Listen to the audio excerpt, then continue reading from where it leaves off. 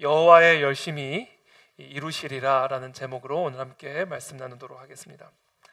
1절에 보시면 성벽이 건축됨에 문짝을 달고 문지기와 노래하는 자들과 레위 사람들을 세운 후에 이야기들을 오늘 기록을 하고 있습니다. 드디어 성벽이 건축이 되었고 문짝까지 다 달게 되었습니다.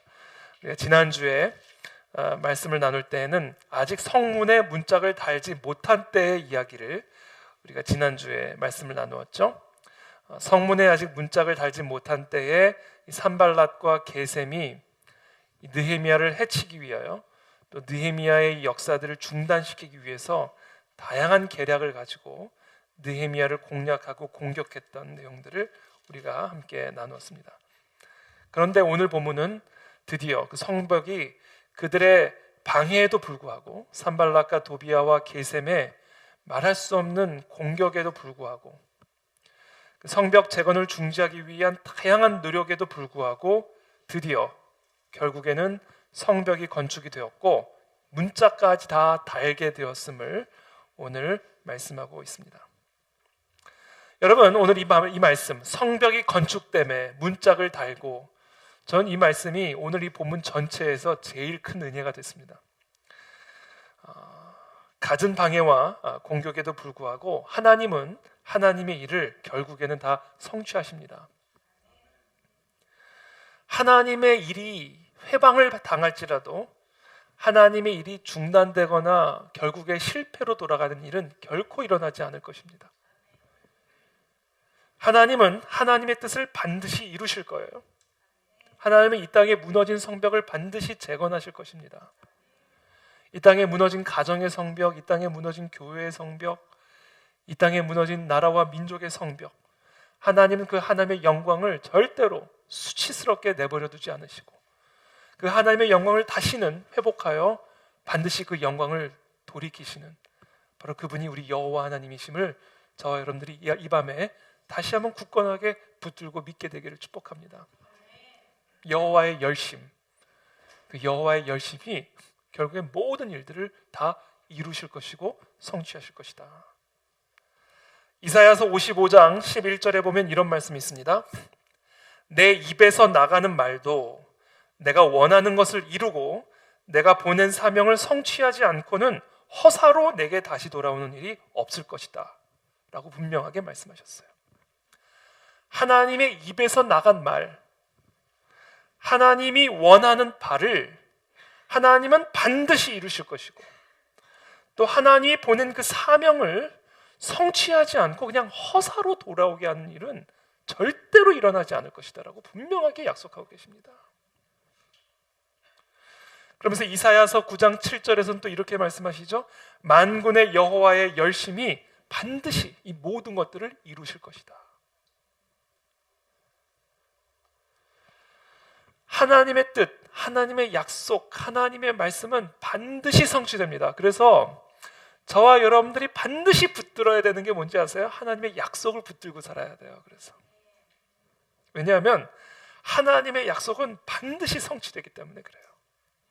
하나님의 입에서 나온 말이, 하나님의 입에서 나와 내 마음 가운데 떨어진 그 약속의 말씀이, 하나님의 입에서 나와 내 심령 속에 뿌리를 내린 그 사명이 허사로 그냥 헛되이 돌아올 일은 절대로 없을 것이다 라고 분명히 말씀하시잖아요. 저는 이 밤에 그리고 이 밤마다 하나님의 뜻을 발견하고 그 하나님의 약속을 받는 은혜가 있게 되기를 축복합니다. 이 하나님의 말씀을 통해서 우리에게 계시하시는 그 하나님의 약속, 그 약속은 반드시 성취될 것이기 때문에 우리의 삶이라고 하는 것은 그 약속을 붙들고 하루하루 한 걸음 한 걸음 전진해 나가기만 하면 되는 거예요.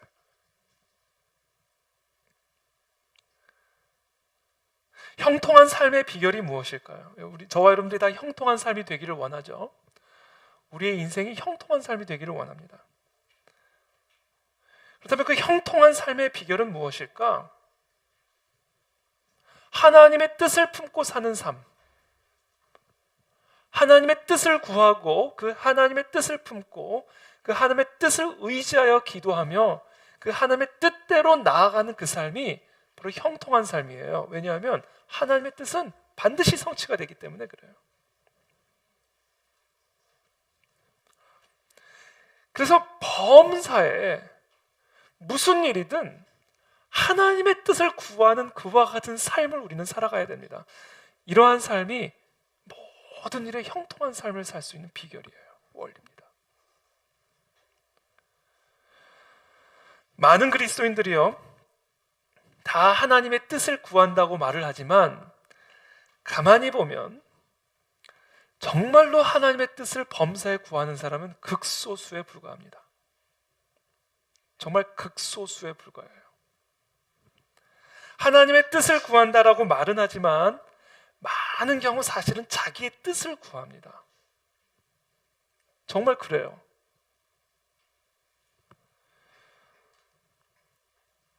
물론 말은 그렇게 하지 않죠. 하나님의 뜻을 알고 싶다고 말해요. 그러나 마음 한켠에는 나의 뜻을 이루어 주시기를 원한다라는 말이에요. 그게 하나님의 뜻을 알고 싶다고 말은 하지만 정말로 하나님의 뜻에 정말로 관심이 있는 것은 아닌 것 같은 경우들이 많아요. 하나님의 뜻을 구한다고 하지만 정말로 원하는 것은 내 뜻이 이루어지기를 원한다. 내 뜻을 이루어 주시겠다라는 그 약속을 받기를 원한다.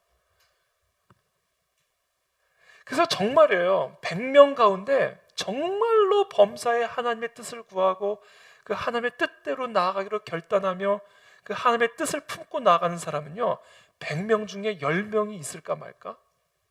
저는 그렇게 봅니다. 정말 극소수예요.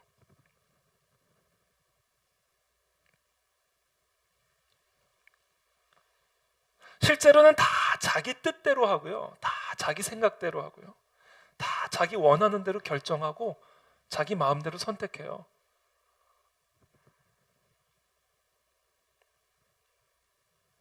자기 마음 안에 자기의 마음, 자기의 뜻, 자기의 소원으로 가득 차니까 하나님의 뜻이 안 들리는 거예요. 구하라, 그리하면 너희에게 주실 것이요. 찾으라, 그리하면 찾아낼 것이요. 두드리라, 그리하면 너희에게 열릴 것이니라는 말처럼 왜곡되게 이해하고 해석하는 말씀이 없을 겁니다. 이 말씀은요, 나의 뜻을 구하라는 이야기가 아니에요. 이 말씀은 나의 뜻을 찾으라, 그럼 주실 것이라는 말이 아니에요. 내가 원하는 것을 두드려라, 그러면 그 문이 반드시 열릴 거다라는 말씀이 절대로 아니에요. 하나님의 뜻을 구하면 그러면 주실 것이다라는 얘기예요. 하나님의 뜻을 찾으면 그 뜻대로 찾게 될 것이다라는 말씀입니다. 하나님의 뜻대로, 그 하나님의 뜻을 두드리면 그 뜻대로 그 문이 열릴 것이다라는 말씀이에요. 이 문맥 속에서 이 말씀을 이해해야죠. 너희 중에 누가 아들이 떡을 달라 하는데 돌을 주며 생선을 달라 하는데 뱀을 줄 사람이 있겠느냐? 너희가 악한 자라도 좋은 것으로 자식에게 줄 줄 알거든. 하물며 하늘에 계신 너희 아버지께서 구하는 자에게 좋은 것으로 주시지 않겠느냐? 여기서 말하는 좋은 것이 뭘까요? 정말로 지금 이 아버지가 자식에게 주고자 하는 이 좋은 것이 뭘까요? 아버지의 뜻이죠. 여러분, 정말로 내가 원하는 게 내게 가장 좋을 것이라고 생각하세요? 정말 내가 지금 이 시간에도 구하고 바라고 기도하고 있는 그것이 나에게 최선이라고 생각하세요? 우리에게 무엇이 최선인지를 모릅니다. 우리에게 가장 좋은 것이 무엇인지를 우리는 몰라요. 여러분, 그것부터 인정하셔야 돼요. 내 마음의 중심에서 내가 정말 가장 원하고 가장 바라는 것이 내게 가장 좋은 것이 아닐 수 있다는 것부터 여러분들이 인정하셔야 됩니다.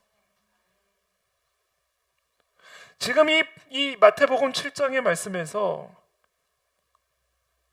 너희가 악한 자라 할지라도 자식에게 좋은 것을 줄 줄 아는데 하물며 하늘에 계신 아버지께서 너희에게 좋은 것으로 주시지 않겠느냐. 여기서 말씀하시는 이 좋은 것은요, 아버지의 뜻이에요. 아버지의 뜻. 하나님 아버지의 뜻이 하나님 아버지의 자녀들에게 가장 선하고 가장 유익한 것이고 가장 최선의 것이란 말이에요. 그러니까 그 문맥 속에서 구하라, 찾으라, 두드리라는 것은 무엇을 의미하는 겁니까? 자, 뱀을 구해도 주겠다라는 말씀이에요, 이게. 너희가 돌이 최상의 것이라고 생각하고 돌을 구하면 내가 그 돌을 주겠다라는 말씀이에요. 아니에요. 국물도 없다는 얘기죠.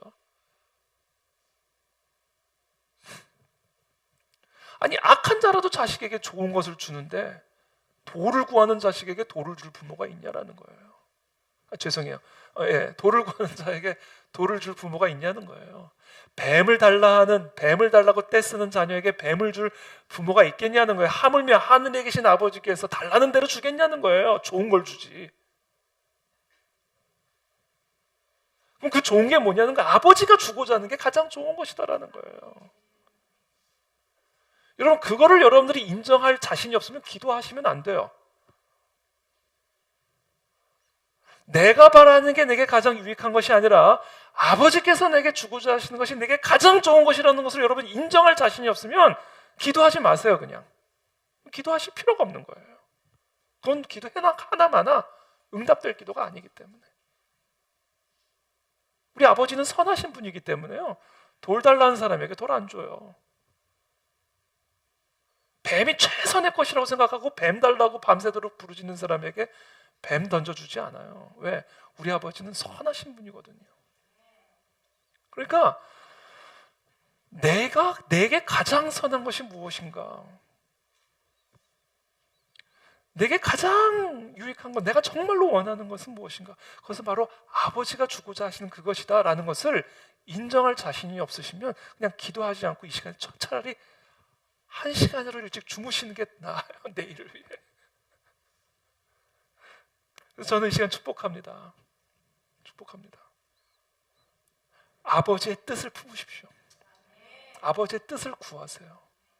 여러분들이 원하는 것을 내려놓고 설령 아버지께서 주고자 하시는 것이 내가 원하는 것과 다를지라도, 내가 추구하는 방향이 아버지가 추구하는 방향과 조금 다를지라도 언제나 내게 가장 유익한 것은 아버지가 주고자 하시는 것임을 여러분들이 믿으심으로 범사의 아버지의 뜻을 구하십시오. 범사의 아버지의 뜻을 추구하십시오. 그리고 모든 일에 있어서, 정말 모든 일에 있어서 아버지의 뜻을 발견하고 그 아버지의 뜻을 알아가기 위해 힘을 쓰십시오. 그게 형통한 삶의 비결이에요. 형통한 삶의 비결이다.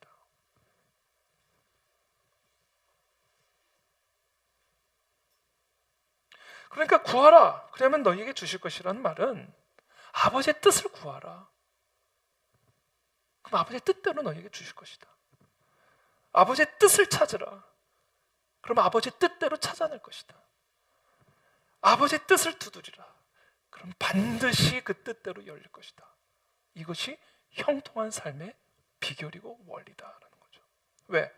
아버지의 뜻은 가장 선한 것일 뿐 아니라 반드시 성취되기 때문에, 반드시 열릴 것이고, 반드시 찾게 될 것이고, 반드시 얻게 될 것이기 때문에, 그것이 가장 나에게 선하고 유익한 것일 뿐 아니라 반드시 내게 주어질 것이기 때문에 그것을 구하고 찾고 두드리라. 그러니까 이건 얼마나 복된 삶이에요. 얼마나 형통한 삶입니까? 그런데도 너무나 안타깝게 정말 대다수의 그리스도인들은 나의 뜻을 내려놓지 못해서 고통 가운데 있다. 나의 뜻과 다르다고 해서 실망과 절망 가운데 빠져 있다. 아버지의 뜻을 구할 생각은 하지 않고 나의 뜻만을 구하는 그런 기도의 삶을 살아가고 있다. 이게 정말 대다수의 그리스도인들의 모습이다. 그러니까 예수님이 너무나 안타까우니까 그런 비유를 가지고 말씀하시는 거예요. 너희가 가만히 생각해봐라. 너희 얼마나 악하냐.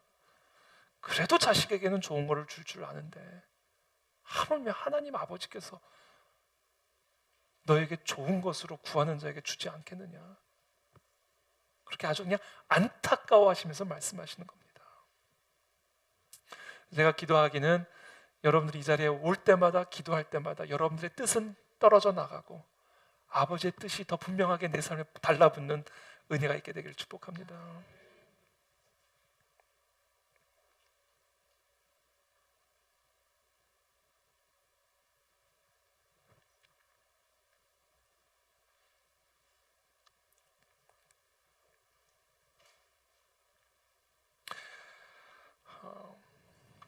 예수님도 이렇게 말씀하셨어요.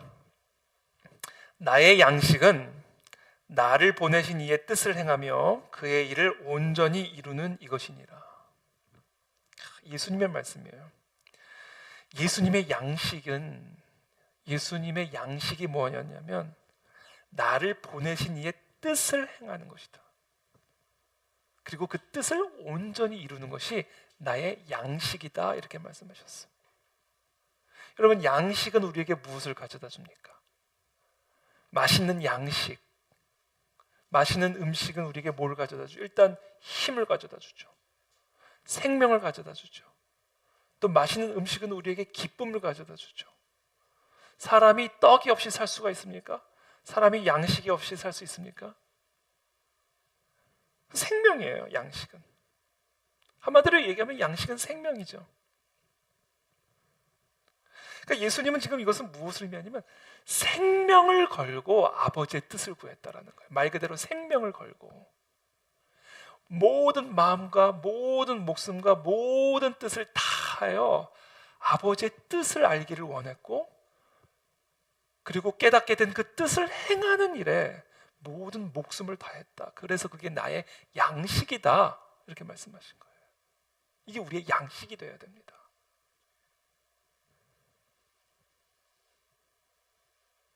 그래서 저는 이 시간 여러분들을 정말로 축복합니다.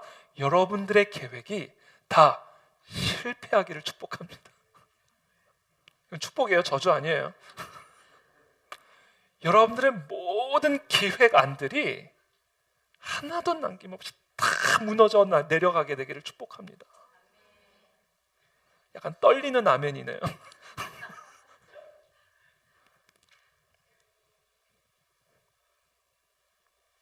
그리고 아버지의 계획만이 여러분들의 삶에 세워지게 되기를 축복합니다. 이게 진짜 우리의 생명이고 양식이에요. 이렇게 되면요, 두려울 게 없어져요. 미련도 없어요. 다 없어져? 오케이. 아버지의 뜻이라면 뭐를 잃어도, 아버지의 뜻이라면 무엇이 무너져도 연연할 게 없어져 버려요. 연연할 게. 그러니까 우리가 언제 약해지냐면요, 뭐에 연연할 때 약해집니다. 자리에 연연하고, 재물에 연연하고, 관계에 연연하고, 뭐에 우리가 묶여 있을 때, 연연할 때 우리가 약해져요. 근데 우리가 우리의 인생을 오로지 아버지의 뜻만을 위해서 우리가 살고, 아버지의 뜻만을 알기를 원하면요, 세상에 연연할 것도 없고 두려울 것도 없어지고 진정한 자유와 해방과 권능을 얻게 된다. 왜? 아버지의 뜻만 무섭고 아버지의 뜻만 나는 내 삶의 전부니까 왜 연연할 게 없어져요. 근데 게다가 아버지의 뜻만 구하면 다 돼. 다 돼. 다 받을 수 있고 다 이루어지고 다 주어져요. 그러니까 두려울 게 없는 거죠. 천하무적이 되는 거죠. 내게는 아버지 뜻만 중요하니까.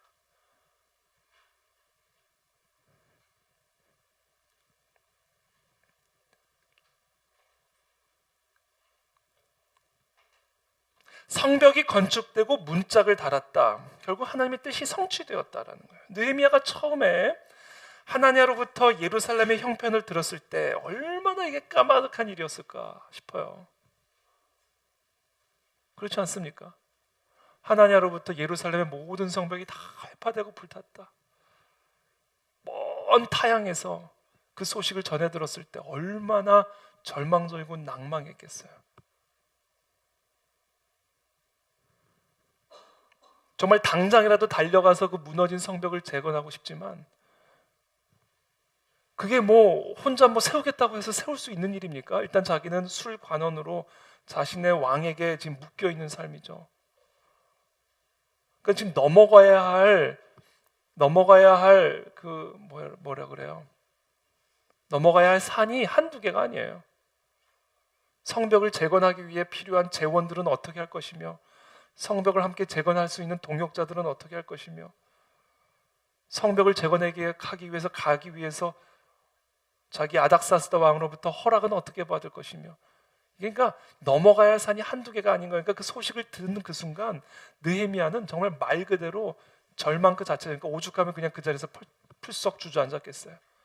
그냥 주저앉아서 할 수 있는 일이라고는 그냥 슬피 울면서 식음을 전폐한 게 다잖아요.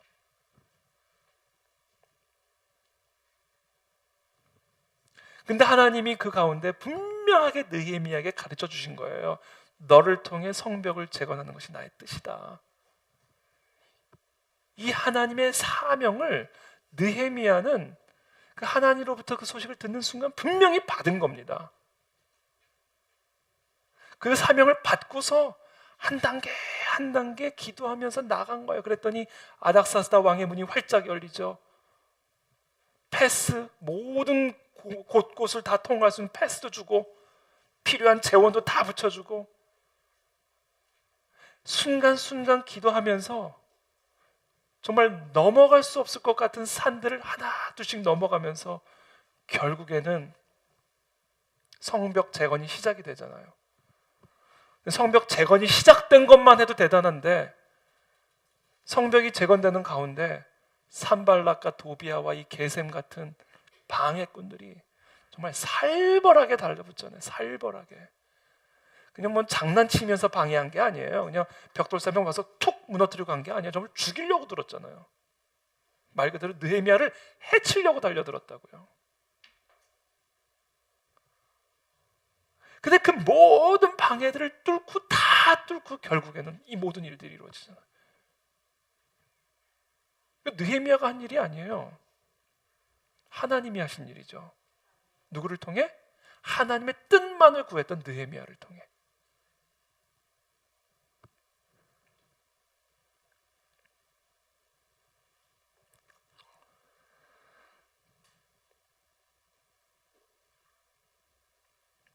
저는 저와 여러분들 모두가 이와 같이 느헤미야와 같이 무슨 일에서든 하나님의 뜻을 구하고 그 뜻대로 행하게 되기를 축복합니다. 여러분들의 관계에 있어서, 또는 여러분들의 삶의 가정의 문제에 있어서, 또는 직장의 문제에 있어서 모든 일을 정말로 하나도 빠짐없이 모든 일을 하나님의 뜻을 구하세요. 그게 하나님의 형통한 삶을 살아갈 수 있는 비결이고 원리다라는 겁니다. 자, 여기서 우리가 한 가지 반드시 기억해야 할 사실이 있어요. 하나님의 뜻, 그것은 정말 반드시 성취되어지죠. 왜? 하나님의 뜻이니까. 하나님의 열심히 우리의 연약함에도 불구하고 그 뜻을 이루어 가십니다. 근데 우리가 반드시 기억해야 할 사실은 하나님의 뜻이라고 해서 항상 순조롭게 진행되는 것은 아니다라는 것을 기억하셔야 돼요. 우리는 하나님의 뜻을 생각을 할 때 일이 잘 풀리는 것을 기준으로 생각합니다. 뭐가 일이 잘 풀리면 하나님의 뜻이라고 생각해요. 문이 활짝활짝 열리면 하나님의 뜻이라고 생각합니다. 여러분, 요나는요 정말로 일이 잘 풀려가지고요 다시스로 가는 배를 탔어요. 일이 너무 잘 풀린 거예요. 딱 갔더니 마침 다시스로 가는 배가 있는 거예요. 마침 물에서 딱 던져졌더니 물고기가 있던 거예요. 그러니까 모든 게 타이밍이요 기가 막혀요.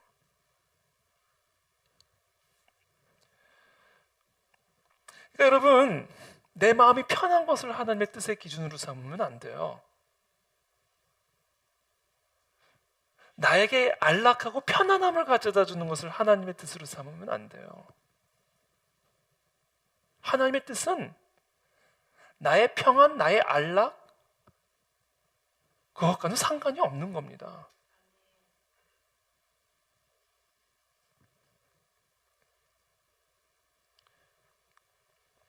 그래서 하나님의 뜻은 반드시 성취되어지지만 그렇다고 해서 그 뜻이 순조롭게 진행되거나 순조롭게 이행될 거라고 생각해서는 안 돼요. 하나님의 뜻이기 때문에 오히려 반드시 마귀의 방해를 경험하게 됩니다. 반드시. 태초의 에덴 동산을 보세요. 타락 이전의 에덴 동산. 죄로 말미암아 타락하기 이전의 에덴 동산에서도요, 하나님의 뜻을 방해하기 위해서 아담과 하와를 졸졸졸 따라다니고 틈을 엿보고 있던 마귀의 실체가 있었어요. 그 패턴은 여전히 지금도 동일하죠. 그것이 산발락과 도비아와 같은 외부 세력일 수도 있고요, 또는 그런 외부 세력과 동맹을 맺은 내부 세력일 수도 있어요. 사방에 우겨쌈을 당하죠, 느헤미야를 보면. 근데 중요한 것은 이 모든 방해 세력의 배후에는 사탄 마귀가 있다라는 사실이에요. 그래서 제가 지난주에도 강조했듯이 우리가 이 하나님의 뜻을 이루어가는 삶에 있어서, 하나님의 사명을 이루어가는 삶에 있어서 우리가 반드시 기억해야 할 사실은, 그 하나님의 뜻을 방해하고 회방두는 이 마귀의 역사를 반드시 분별할 수 있어야 된다라고 제가 지난주에 말씀드린 겁니다. 그래서 하나님의 뜻을 깨달은 것만으로는 부족해요. 그 뜻을 방해하고 혼돈케 하는 사탄 마귀의 역사를 반드시 염두에 두고 그 뜻을 따라가야 된다.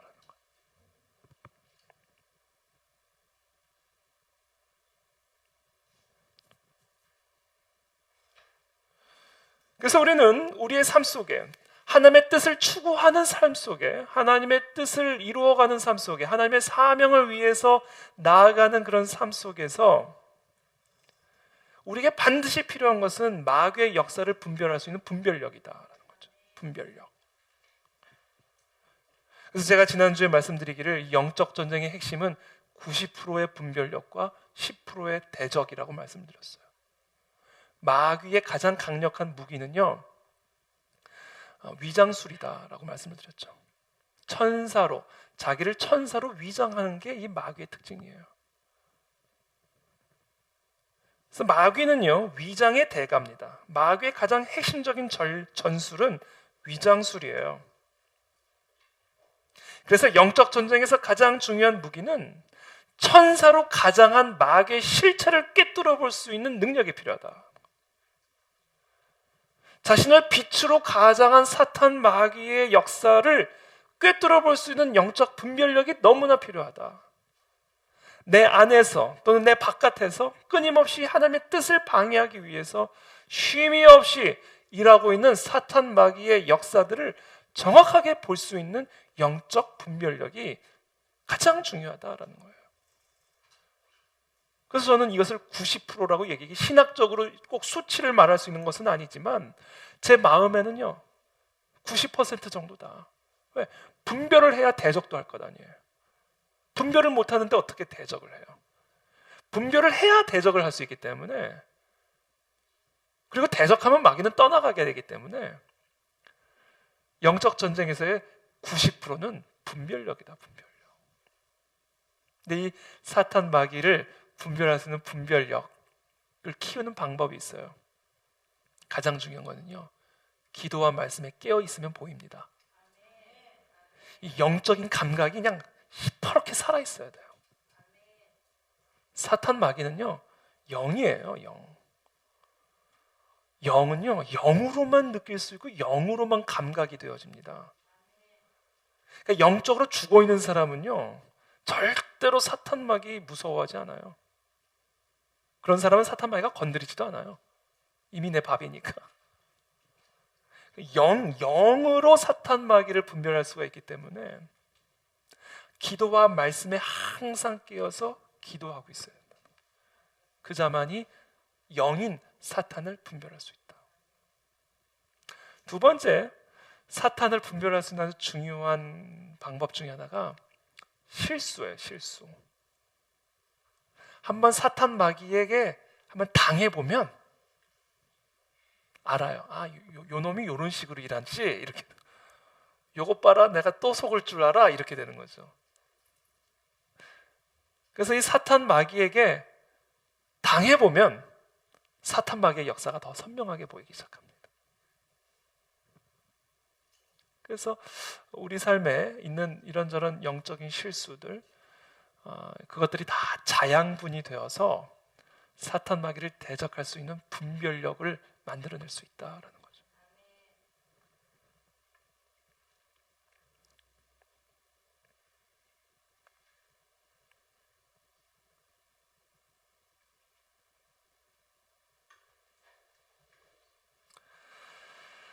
그 소리가 하나님의 뜻을 이루어 나가는데, 하나님의 뜻을 이루어 나가는 데 있어서 반드시 사탄 마귀의 공격과 방해들이 있고, 이 사탄 마귀는 영이기 때문에 영으로만 분별되어질 수 있으므로 항상 기도와 말씀 가운데 깨어서 사탄 마귀를 분별할 수 있는 영적 분별력을 가지고 있어야만 한다라는 겁니다.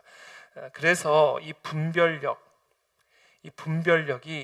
결국은 성벽의 문짝과 같은 역할을 하는 거예요. 분별력이. 그래서 오늘 보면 성벽이 건축되자마자 문짝을 달고 문지기를 세웠어요. 그렇죠?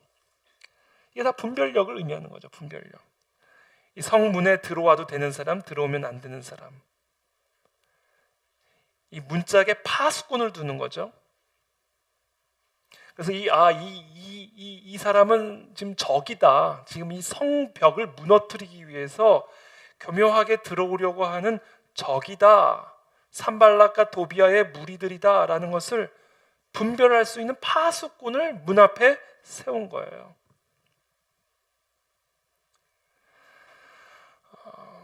우리 교회가요, 우리 그 안에 진리교회가 든든한 하나님의 성전으로, 성읍으로 세워져 가기 위해서는요, 우리 교회 곳곳에 거룩한 파수꾼들이 세워져 있어야 됩니다. 곳곳에 영적 분별력을 가진 분들이 곳곳에 서 있어야 돼요.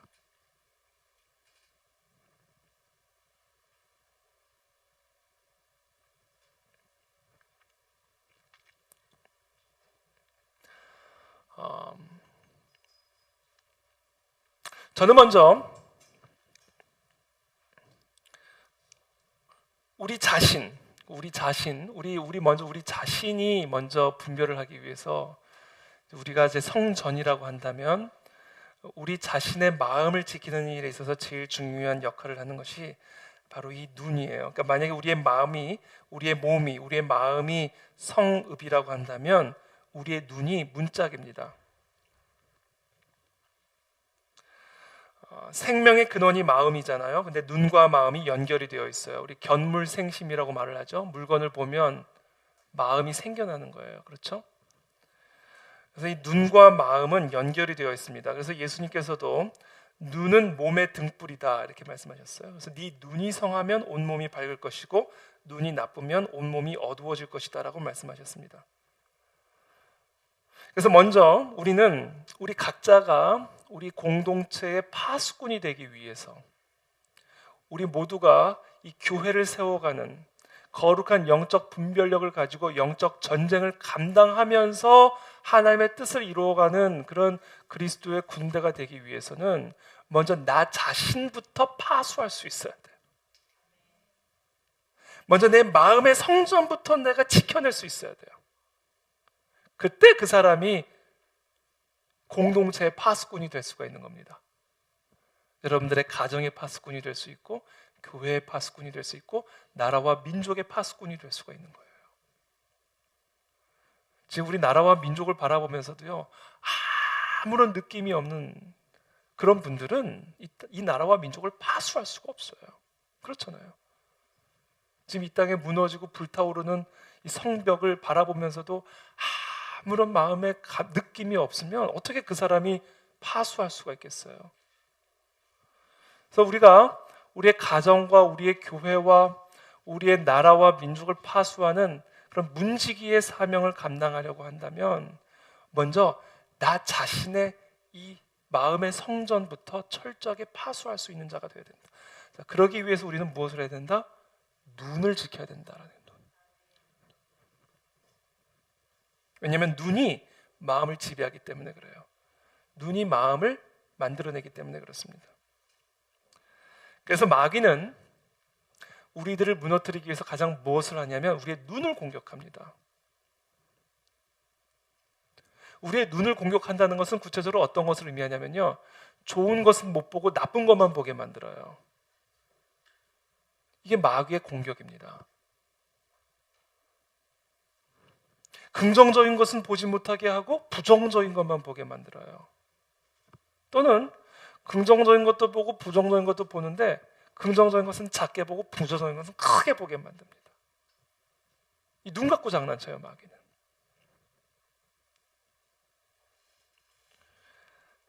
그리스도를 보지 못하고 폭풍우만 보게 만듭니다. 전능하신 하나님은 보지 못하고 문제만을 바라보게 만들어버려요. 그래서 그 문제에 삼켜지게 만들어버리는 거죠. 베드로가 바다 위를 걷다가 언제 바다에게 삼켜져요? 그리스도를 보고 걷다가 바다를 보는 순간, 폭풍우를 보는 순간 그 폭풍우에 삼켜져 버리잖아요.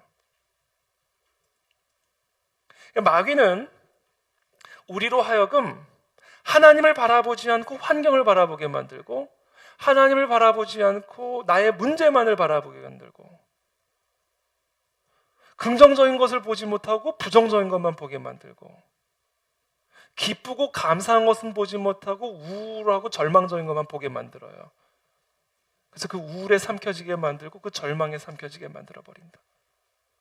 그래서 제가 항상 강조하듯이 믿음은 눈싸움이다라는 것을 계속 강조드리는 거죠. 그래서 우리의 눈을 지켜야만, 우리의 눈을 파수해야만 우리의 마음을 지킬 수 있고, 모든 생명이 이 마음에서 나오기 때문에 이 마음을 지킬 때 나를 파수할 수 있을 뿐 아니라 나에게 맡겨진 하나님의 뜻을 지키고 행할 수 있는 그런 사람이 될 수 있다라는 거예요. 그래서 저는 우리의 눈이 바로 우리의 영혼의 문짝이라고 생각을 하고요, 바로 우리의 눈을 지킬 수 있는 자가 결국은 교회를 파수할 수 있고 가정을 파수할 수 있고 나라와 민족을 파수할 수 있는 하나님의 사람으로 든든하게 세워질 수 있다고 저는 믿습니다.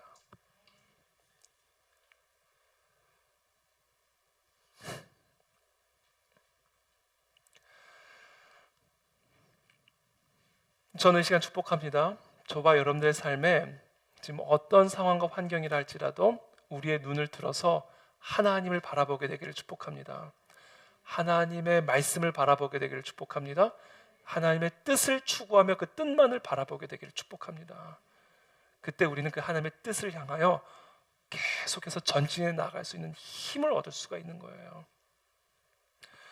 그래서 우리는 하나님의 뜻을 구하며 살아갈 때 필연적으로 사탄 마귀의 여러 가지 방해들을 만나게 될 텐데, 그 사탄 마귀의 가장 핵심적인 방해는 우리의 시선을 하나님에게서 떼어 문제를 바라보게 만들고, 하나님에게서 떼어 부정적인 것만을 바라보게 만드는 바로 이 시선의 싸움이라는 것을 반드시 인지하시고, 우리의 시선을 여호와 하나님에게만 고정하여 하나님의 그 뜻에만 고정하여 그 뜻대로 나아가는 은혜가 있게 되기를 예수님의 이름으로 축복합니다. 자, 2절에 보면 이렇게 얘기해요. 내 아우 하나니와 영문의 관원 하나냐가 함께 예루살렘을 다스리게 하였는데, 하나냐는 충성스러운 사람이요 하나님을 경외함이 무리 중에서 뛰어난지라, 이렇게 얘기합니다. 공동체를 파수하는 지도자를 세우는데요, 이 하나님의 거룩한 성읍을 지킬 수 있는 귀한 동역자와 일꾼들을 세우는데, 어떠한 조건을 가지고 이 느헤미야가 자신의 동역자, 또 자신을 대리하여 예루살렘을 다스릴 지도자로 세웠냐면 조건이 있습니다. 그것은 뭐였냐면 바로 두 가지였어요. 충성스러운 사람, 그리고 하나님을 경외하는 사람이었어요. 충성되고 하나님을 경외함이 무리 중에서 뛰어난 사람을 선발하여 예루살렘을 다스리는 파수꾼으로 세웠습니다. 느헤미야가 신뢰할 수 있는 사람, 또 백성들이 신뢰할 수 있는 사람은 어떤 사람이었는가? 바로 충성스럽고 하나님을 경외하는 사람이었다라는 거예요. 여러분이 충성스럽고 하나님을 경외하는 사람이란 한마디로 어떤 사람인지 아세요? 신뢰할 수 있는 사람이에요. 신뢰할 수 있는 사람. 저는 우리 그 안에 진리교회가 든든히 세워져 가기 위해서는요, 바로 이처럼 신뢰할 수 있는 사람들이 계속해서 일어나야 됩니다. 그리고 이 신뢰할 수 있는 사람이란 어떤 사람이냐면 딱 두 가지 조건이 필요해요. 충성됨, 하나님을 경외함. 이 두 가지가 신뢰할 수 있는 사람의 조건이고 특징입니다. 그리고 그와 같은 신뢰할 수 있는 사람들이 우리 그 안에 진리교회에 계속해서, 오늘 여기 족보 나오잖아요. 이렇게 계속해서 늘어나야 교회가 든든하게 세워져 갈 수 있다는 겁니다. 여러분, 오늘 느헤미야가 문짝을 달고 나서 지도자 2명을 세우죠. 그럼에도 불구하고 불안한 거예요. 왜냐하면 4절에 보면 그 성읍은 광대하고 그 주민은 적으며 가옥은 미처 건축하지 못하였음이니라. 성읍은 크게 만들었고 성벽은 크게 지었어요. 근데 그 안에 텅텅 비어 있는 거예요. 사람이 없는 거예요. 인구가 없는 거예요. 그래서 일단은 가장 먼저 어떤 대책을 만들어냈냐면, 가장 충성스럽고 하나님을 경외하는 2 사람을 지도자로 세운 다음에 어떻게 하면 이 지금 흩어져 살고 있는 이 이스라엘 백성들을 다시 이 예루살렘 성읍 안으로 들어와서 이곳에 거주할 수 있게 할 것인가, 그래서 이 성읍을 강력하게 만들어 갈 것인가, 그것을 이제 고민하면서 바벨론에서 이스라엘로 돌아온 사람들의 계보를 얻어서 지금 이 인구 분산 정책, 인구 재배치 정책을 펼치려고 하고 있는 겁니다.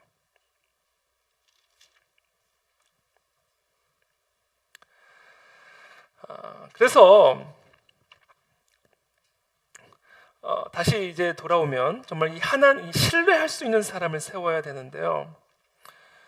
오늘 이 느헤미야는 이 신뢰할 수 있는 사람 2 사람을 세우고 다음과 같이 명령을 내립니다. 그 사람에게 3절에 보면, 내가 그들에게 이르기를 해가 높이 뜨기 전에는 예루살렘 성문을 열지 말고 아직 파수할 때 곧 문을 닫고 빗장을 지르며 또 예루살렘 주민이 각각 자기가 지키는 곳에서 파수하되 자기 집 맞은편을 지키게 하라 하였노니 그 성읍은 광대하고 그 주민은 적으며 가옥은 미처 건축하지 못하였음이니라.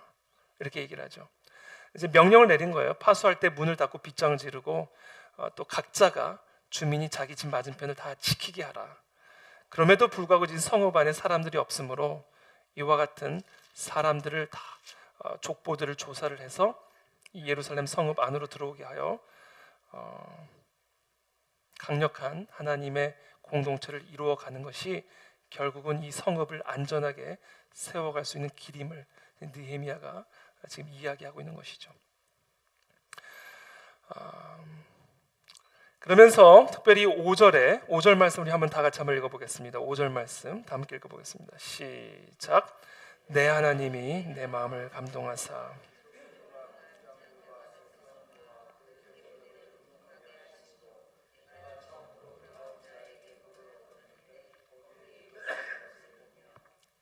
네, 지금 보면 마음을 감동하셨다 이렇게 얘기하죠. 내 하나님이 내 마음을 감동하셨다. 그리고는 귀족들과 민장들과 백성을 모아 그 계보대로 등록하게 하셨고 처음으로 돌아온 자의 계보를 얻어서 거기에 기록된 사람들을 쫙 다 인구 조사함으로써 이제 인구 분산 정책을 이제 준비를 하고 있는 것을 우리가 보게 됩니다. 여기서 마지막으로 제가 한 가지만 짚고 넘어가고 싶은 부분, 제가 좀 특별히 묵상했던 부분은 바로 하나님이 우리 마음에 감동을 주셨다라는 거예요. 이 느헤미야의 마음을 감동시키셔서 바로 이와 같은 대책과 정책들을 마련하게 하셨다라는 겁니다. 하나님이 우리의 마음 가운데 하나님의 뜻을 계시할 때 하나님이 주시는 마음의 감동들이 있습니다. 이 감동을 무시하지 말아야 된다라는 거죠. 하나님은 우리의 마음에 감동을 주셔서 하나님의 뜻을 가르쳐 주기도 하시고 전략을 주기도 하시고 하나님의 일을 행해 나아가도록 하십니다. 빌립보서 2장 13절에 보면 이렇게 말씀이 있죠. 너희 안에서 행하시는 이는 하나님이시니 자기의 기쁘신 뜻을 위하여 너희로 소원을 두고 행하게 하시나니. 자, 이것이 하나님의 감동이에요. 하나님의 기쁘신 뜻을 위해서 하나님은 우리의 마음에 소원을 두고 행하게 하십니다. 이게 바로 하나님이 주시는 감동이에요. 특별히 느헤미야에게 이와 같은 감동이 있었다라는 거죠. 저는 오늘 이 밤에 우리가 함께 기도하는 가운데 저와 여러분들의 마음에 주시는 이와 같은 감동이 있게 되기를 축복합니다. 저도 목회를 하다 보면 또 교회를 이렇게 이끌어가다 보면 순간순간 하나님이 강력하게 주시는 감동들이 있을 때가 있어요. 이게 바로 하나님의 뜻이에요. 그래서 하나님의 뜻이 우리 가운데 계시되어질 때는요, 마음의 소원의 형태로 주어집니다. 진심으로 마음에 주시는, 하나님이 내게 주시는 마음의 소원이 있어요. 이건 정말 하나님이 주시는 소원이다, 하나님이 주시는 감동이다라는 것이 있어요. 느헤미야는 바로 그 감동에 민감하게 반응하였고 그 감동을 따라 하나님의 뜻을 추구했던 사람이에요. 하나니를 통해서 예루살렘 성벽이 다 무너졌다라는 그 소식을 듣는 순간 느헤미야의 마음 안에는 하나님의 강력한 감동이 있었을 거예요. 그래서 수일 동안 주저앉아 슬피 울면서 금식했던 겁니다. 그리고 아닥사스당 왕 앞에서도 정말 수심이 가득한 얼굴로 함께 술을 먹다가 무슨 일이냐라는 질문을 받는 순간 하나님께 잠시 기도하고 말을 건네잖아요. 자, 이 모든 일들이 느헤미야 안에는 하나님이 주시는 감동이 있었고 그 감동을 따라 움직였던 사람이다라는 거죠. 그래서 저는 오늘 이 본문 말씀을 통해서 우리가 함께 오늘 이 밤에 우리가 함께 구하기를 원하는 것은, 하나님, 내 마음 가운데 하나님이 주시는 감동을 허락하여 주시기를 원합니다. 내 마음에 소원을 주셔서 그 소원을 두고 행하게 하시는 하나님께서 오늘 시간 나에게 하나님의 감동을 허락하여 주셔서 하나님의 뜻을 분별할 수 있고 하나님의 뜻을 깨달아 알 수 있게 도와주시옵시고, 그리고 그 뜻을 추구하며 그 뜻을 구하며 나아가는 우리 모두가 되게 도와주시옵소서. 그럴 때 설령 사탄 마귀의 방해가 있을지라도 우리는 우리의 눈을 하나님의 뜻에만 초점을 맞추고 하나님의 말씀과 약속에만 집중함으로써 그 어떤 사탄 마귀의 공격에도 휘둘리지 않고 우리의 마음을 파수하며 전진해 나아가는 그런 하나님의 파수꾼들로 우리들을 세워 주옵소서. 그러한 자들이 가정 안에 세워지고, 그러한 자들이 교회 안에 세워지고, 그러한 자들이 이 나라와 민족 가운데 세워져서 오늘 이 족보에 기록된 이와 같은 명단처럼 우리의 가정과 교회와 나라와 민족을 채워갈 때, 그때 이 나라와 이 민족이 하나님의 뜻을 이루어가는 민족으로 든든히 세워져 갈 수 있다라는 것이죠. 저는 우리 교회가 그런 교회가 되기를 기도하고 또 우리의 나라와 민족이 그런 나라와 민족이 되기를 기도합니다.